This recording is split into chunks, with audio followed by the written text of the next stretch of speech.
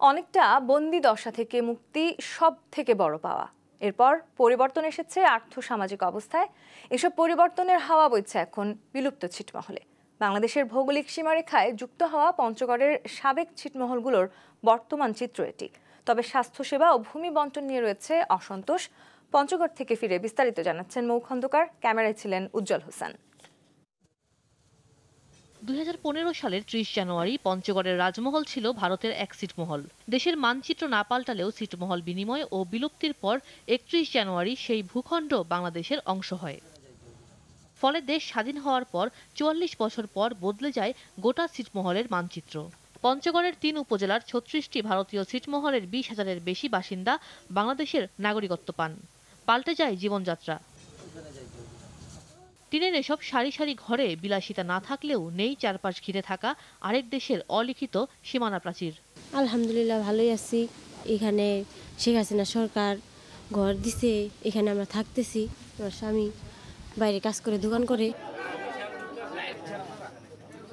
বাংলাদেশ ভূখণ্ডে যোগ হওয়া 111 ভারতীয় ছিটমহলে একসময়ের সুবিধাবঞ্চিত অবহেলিত অসহায় মানুষগুলোর ছিল না স্থায়ী কোনো ঠিকানা।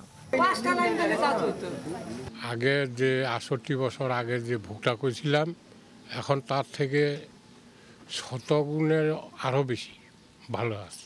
আমরা যারা বাংলাদেশে আছি আমরা মনে করি যে হাজার হাজার গুণে আমরা ভালো আছি। ভারতে যারা আছে, মোবাইল ফোনে আলোচনা হয়, তারা বাংলাদেশে ফিরে আসার জন্য ওই পাশে প্রায় মানববন্ধনও করেছে। সাবেক ছিটমহলবাসীর অভিযোগ, তারা যে আশা নিয়ে ভারতে নিজ দেশে গিয়েছিলেন তাদের সেই আশা পূর্ণ হয়নি। তারা চাইছেন ন্যূনতম ব্যবস্থা গ্রহণ করুক প্রশাসন।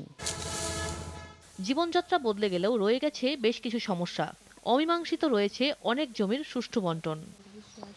আমাদের জমিনগুলা আমাদের নামে কাগজপাতি করে দিল না, আমাদের মনে করেন খতিয়ান করে কিছু পাই নাই। 5-6টা ফ্যামিলি আমাদের বাড়িতে আছে, ঘর উঠানো জায়গা নাই, মাঠে তো জমি নাই, জায়গা জমিনগুলো সব খাস করে নিছে। কথা হয় জেলা প্রশাসকের সঙ্গে, আশ্বাস দেন ধীরে হলেও সব বিষয়ের সুষ্ঠু সমাধানের।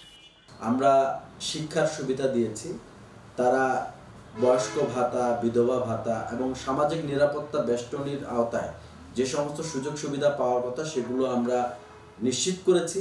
তারা তাদের আইডেন্টিটি পেয়েছে এবং তারা কিন্তু নির্বাচনে তাদের ভোটাধিকার প্রয়োগ করেছে।